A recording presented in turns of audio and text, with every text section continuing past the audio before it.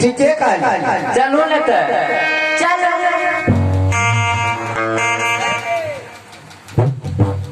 चल रे चलो चलो न त आवा की करबा ले जा जनक ठीक चलो आए आई कुछ कहने वाले न देवे हाँ ठीक है सखी फुल्लो रे सखी फुल्लो रे चलो फुलवरिया सीता के संग